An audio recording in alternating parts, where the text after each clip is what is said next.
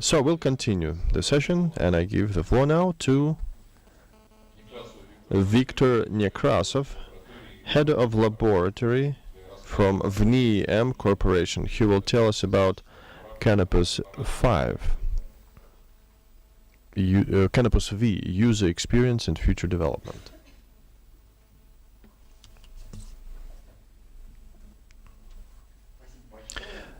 Thank you very much. A small remark. We are Kanopus-V.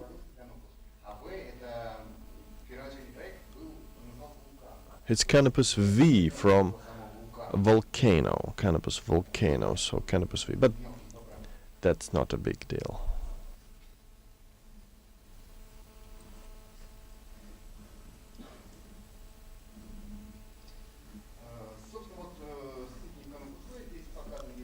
So this is Kanopus-V, the overview.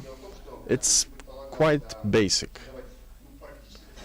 We meant to design it as a serial satellite. We launched 2 satellites, Kanopus-V and BKA, at the request of Belarusian colleagues. But later, the assumption is to launch Kanopus-V-K and 4 more satellites. Originally, we thought that these satellites will be inexpensive, seriously produced satellites. But it looks like we're going to modify it and upgrade it a little. Other satellites will also be modified. The degree of modification is what we're debating right now. It weighs 450 kilograms, service time 5 years, meaning the active life will finish next summer. We'll see how it operates after that.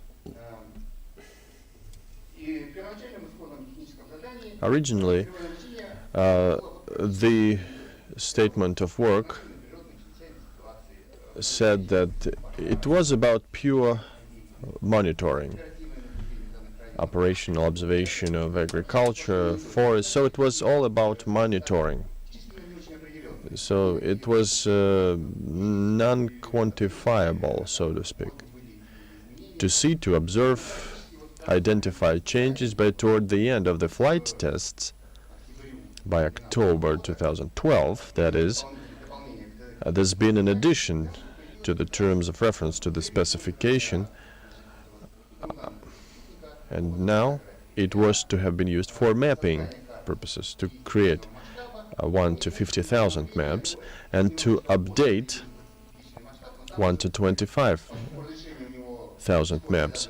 But since the initial resolution is 2.1 meters, it's challenging to update 1 to 25,000 scale maps with this resolution, and resolution is unlikely to change.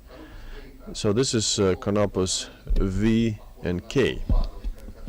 It looks like a basic configuration of the launch satellite, and in addition you have IR camera there. You can do this collectively up to 6 satellites. It is launched on the solar synchronous orbit. Half of the orbit is under the sun. We can basically have good acquisition up to half an orbit. There is one particularity. Most of the foreign satellites are doing the acquisition on the sloping part of the orbit when they come from north to south. Our satellite was launched from south to north, other way around, so it's getting on the well-lit part of orbit from 11:30 until 12. It can be varying depending on the ballistic configuration, because we have 2 satellites. It's like a constellation, and the payload mounted on Kanopus-V consists of these 2 things. First is a monoblock, which will be mounted on, I think, all satellites. Maybe later on will be improved on Kanopus-V and K. And this is our peeling equipment. Our Belarusian colleagues are doing this. And radiometer MCU, IK, RCM. In fact, it was decided to use it after the main equipment. I will tell you later what this camera is all about. It was done by AORKS. They do only the drive and the mirror. The monoblock of the payload equipment consists of two cameras. One PSS panchromatic system with the resolution, not the resolution actually, we have to distinguish these two things. This is pixel projection, 2.1 meters. And the multi-zonal system of MSS with the pixel project 2.5 and with the narrower breadth of swath of 2.5 kilometers. This is the overall view of the module. The one which is smaller is MSS and the larger one is PSS. PSS camera is built on based on a new technology for the space. It uses matrices. There are 6 matrices in the focal plane, and they acquire images for each cycle of image acquisition. They have 6 zonal frames, and the overall image can be acquired as a result of repeated passes of the satellites. MSS camera also has its own particularity because the matrices of different spectral bands are far away from each other on the focal plane, and that is why during the image acquisition the overall image can be done in 4 tacts of this camera. Then we'll have 4 combined bands, but as a result the high images and moving objects will have some colored traces because they cannot be combined totally. That's how MSS camera acquires images in 4 tacts. All 4 matrices cover the same area, and as a result we have multispectral image made up of 4 bands. PSS camera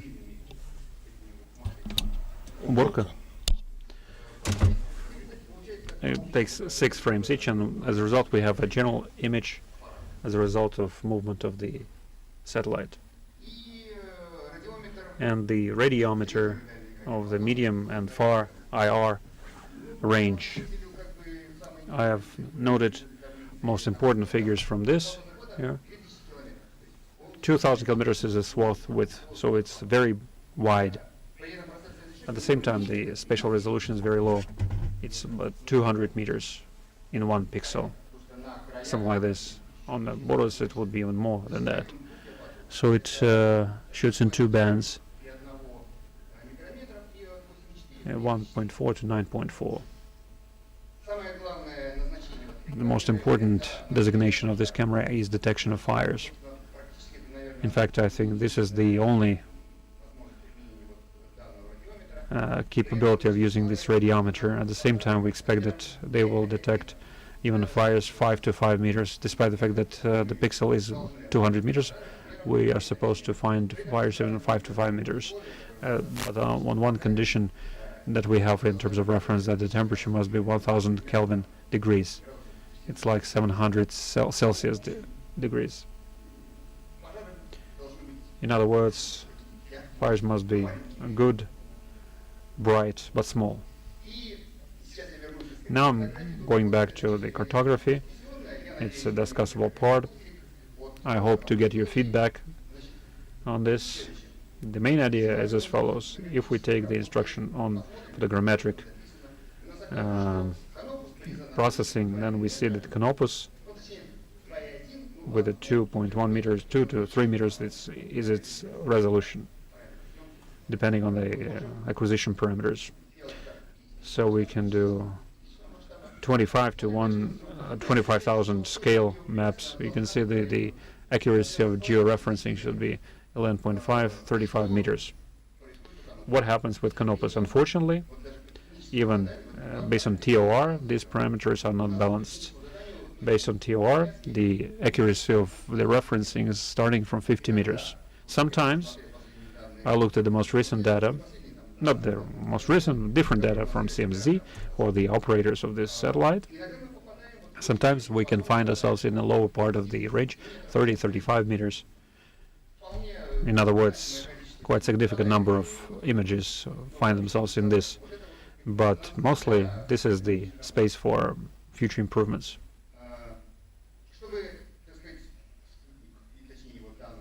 To make sure that we need to have better understanding about the quality of information. Spatial resolution can be part of the TOR, and the accuracy of georeferencing. We understand what we're looking at for our mapping applications. Also, another thing, the number of bands, quality of interferometric correction, and calibration. It's clear that the resolution, the higher the better. There can never be too little of resolution or too much of it. If we look at the accuracy of georeferencing, these are the pictures from Worldview 1 and Worldview 2, 4 meters. In fact, this is the ideal that we should try to aspire to achieve. And abroad they use 90, and we have SKO, and our economies must be 2 times lower. So we must get referencing for 4 meters, it will be 2 meters. And our Kanopus-V is supposed to have 1235 for its resolution. Radiometric resolution. Again, the more the merrier. ComSat, for instance, has very good parameters here, despite the fact that Kanopus-V on board, the digitization is done with 12 bits. Already the radio channel ends up with 8 bits. Unfortunately, this archiving is done with losses. We can bring it up to 12 bits, but to restore the lost information isn't possible. So out of 4,900 levels, we get, as a result, only 256 levels. But in reality, we sometimes get less than 100, which is a huge room for improvement here. Number of bands. Again, this is a big question. For photogrammetry, it's not a matter of principle, maybe, but in terms of the quality of the target information and its popularity, I think it is a cardinal issue. How many bands? 4, like we have, they're mandatory. We cannot, without less than 4, we cannot restore many indices, or 8, for instance, like Worldview 3. So the question is, at some discussion, maybe the round table, there will be some ideas about this. Because now, for us, this is still an open question. Again, radiometric calibration, photogrammetry is not that important, maybe, but we still decided that we need to have some orientation. And Landsat 8 is saying that full radiometric correction must ensure at 2%, for instance, internal correction of internal data, less than 0.5%. So this is again the target that we are trying to aspire to achieve, although there could be different opinions, but I think this is a prize for us that we aspire to achieve. As long as we are the developers of this design and the satellite, we want to, first, these are the requirements that we need to have. Accuracy of time fixing and accuracy of identification of the center of mass, accuracy of detection of the orientation angles, and accuracy of stabilization, accuracy of orientation for the angle of the course. In principle, they're all important. Why do we need to have exact timing here? Because on board, the timing is corrected once every second. and the difference between them is is the interpolation. Because of the interpolation, of course, we have some error because of the timing, and there are some numbers here. If we ensure the exactness of about 10 milliseconds, it would be good enough for most of the applications, even for higher resolutions that Canopus can deliver. And in this case, the situation with Canopus is quite good. We have 3 time scales: target time, onboard time, and GPS time. And all of them are synchronized with Earth, and because of this synchronous work, we can restore the time with good precision, almost like GPS time precision. Sometimes could be under 0.10 nanoseconds. The exactness of georeferencing, I took the formula from Mr. Lobanov's book, and I calculated it, and we found out that from our altitude, 500 kilometers, when we measure angles of orientation with a precision of about 10 milliseconds, we get 24 meters on ground. But in Canopus we have 30 milliseconds. Of course, star sensors deliver better results, and we don't get 75 meters, but under 35 meters. This is the georeferencing precision based only on the errors of the star detectors. And as a result, we get the following specs or requirements of the satellite for its platform or processing technique. The exactness of mass center balancing. If we use the frequency receiver, we get, in this case scenario, 15 meters. This is a very good precision. There we use a single frequency receiver and code detection of the distance, but we need to use double frequency or multi-frequency receivers, which increase the exactness of the detection of mass center. We use either GPS or GLONASS for this. We cannot use them in combination. As a result, now we have receivers which allow us to use different systems like Galileo, for instance, and others, and get raw data too. Now, often you get exact data about mass center.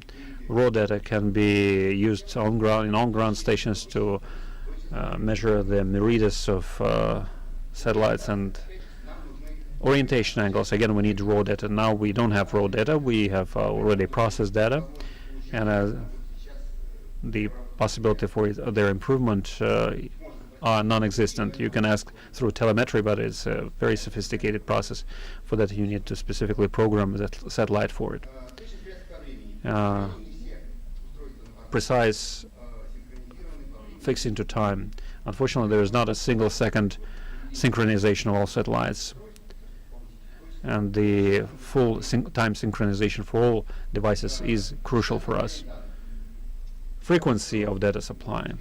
GPS data with good precision upon coordinates and time are delivered once every 10 seconds. That is why in small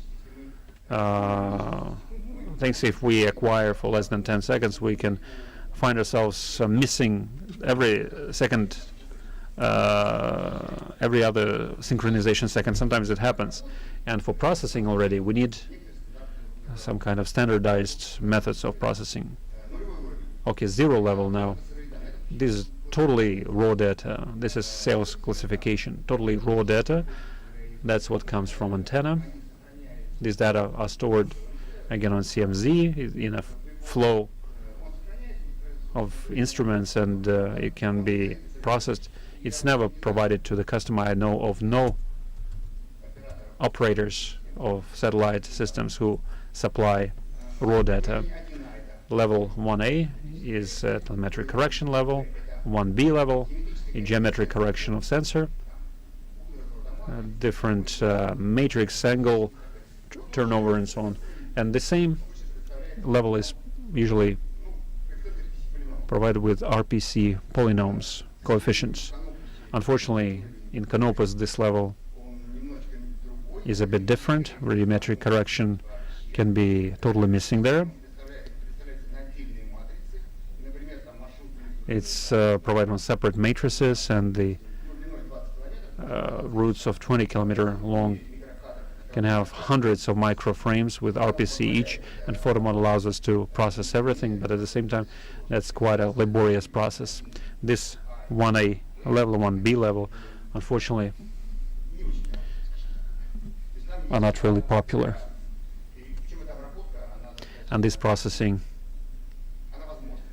is possible. 1A, 1B levels, they're quite routine. 2A, 2B, I'm sorry. This is data with metadata and georeferencing on mid level on rough DM and then orthophoto on mosaics. These levels are more or less covered. The biggest problem we have, they want to process their own images, and the level 1 for them is the basic level, but unfortunately we are having difficulties with that. It's also a room for improvement for us. And finally, moving to our future projects, we try to take in consideration everything that I mentioned previously. Now, our partners from Belarus, for instance, are ordering the second satellite, which could be called BK2 conditionally. Maybe it will also be based on the Kanopus platform. And we have tried in our pre-project evaluation to consider all these particularities that can affect the image quality. The image must be delivered at the orbit, after doing all the trials and corrections, and the full functionality is confirmed by the high quality information is only when it's reached the orbit. It's a considerable requirement for us. We've never done it before. Linear resolution 0.7 meters and 3 meters in multispectral, and there are 4 bands. Even the customer doesn't know how many channels or bands there should be. He doesn't know what should be the precision of telemetric correction. It's a big question here.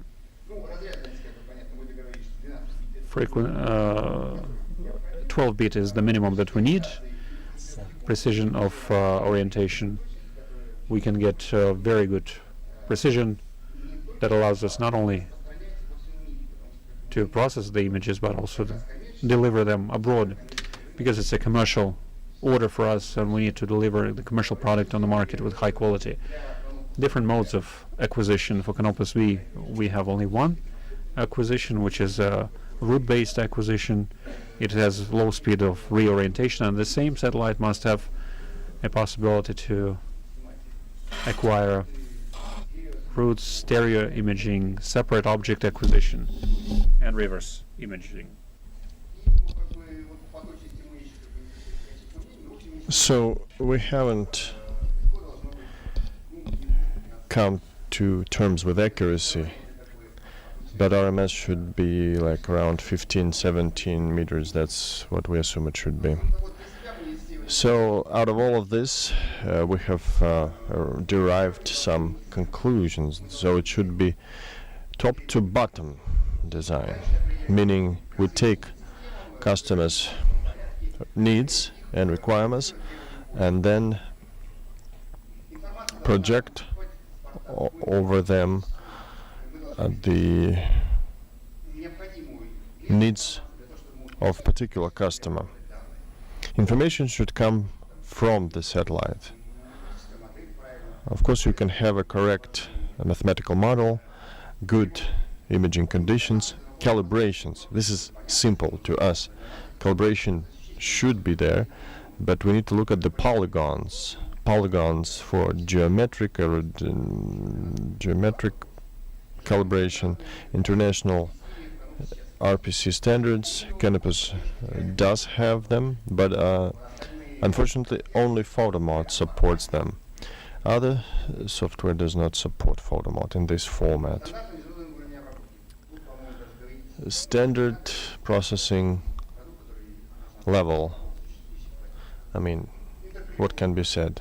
Intercalibration, to be able to share data with other distributors or with foreign users.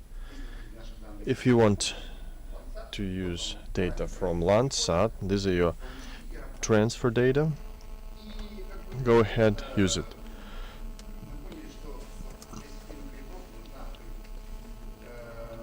Calibration systems require openness.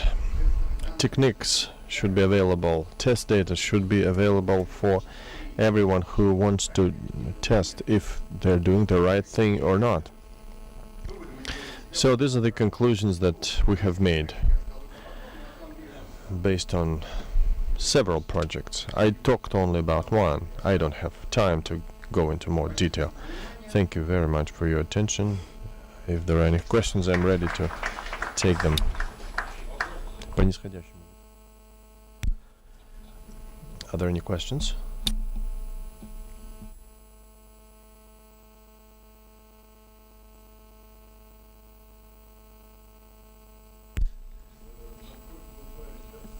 As far as we know, there is Kanopus, one Kanopus, and there is Belarusian satellite. Kanopus-IK will be launched.